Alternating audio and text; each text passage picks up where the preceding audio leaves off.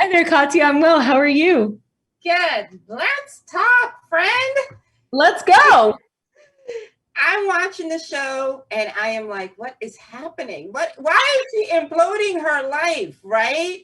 Yeah. And what did you feel like when you read this character, not just as an actress, but as a woman going, what is happening to here with her?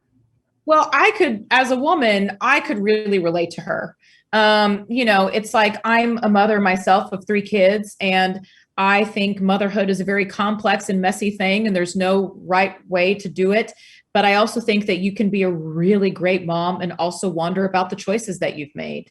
And, I don't have any judgment on Billy. I think happiness is something that's, subjective and it's different to every person.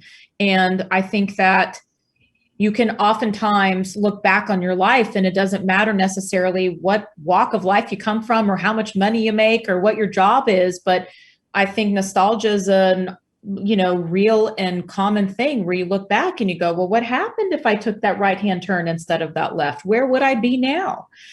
So I had no judgment on her, and as a woman I could really relate to her. Also, Billy is very unapologetic in her sexual desires. It's like we have wants and needs as women. And I think something happens when we get to be of a certain age and we get to, be married and have children, that it's almost not cool for us to want the same things that we wanted when we were young and free in our 20s. But I think for Billy, that's not true, and she wants it, and she doesn't want to settle. And I think the other thing I really related to and loved was that, this show inspired me to go after my own personal wants and desires and to not feel ashamed about what I wanted sexually. So there was a lot that I could understand why she was kind of throwing this, proverbial bomb in her life. Definitely. I think the part that is universal is a part you talked about, trying to figure out how to have it all, or just motherhood, which I agree with you. I'm a mom too, that it is.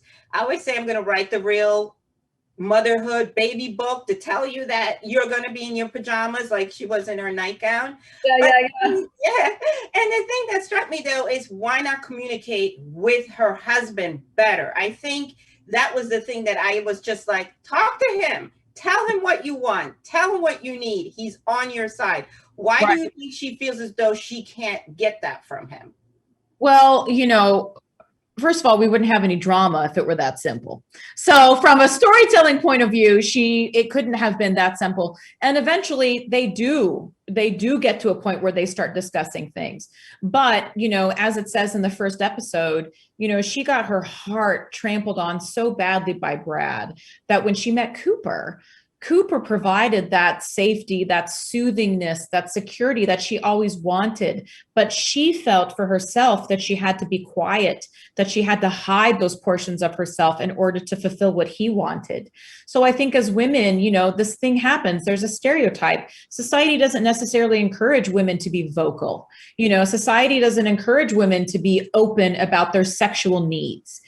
So I think that there was a shame that she felt initially when she first met Cooper about who she was and the amount of sex that she had. And, I think that comes from, honestly, from the societal pressure. And there's an episode in which they actually discuss this. They discuss where, she even says, do you think it's easy for me, to tell you, to be so open with you about this stuff? Because it could come with the price of him leaving her. And she wants him. Absolutely. Well, I'm rooting for Cooper. I am rooting for him hard, and much success with the show. Well, thank you so much. Thank you, Katya. Have a great day. You do as well. Thank you.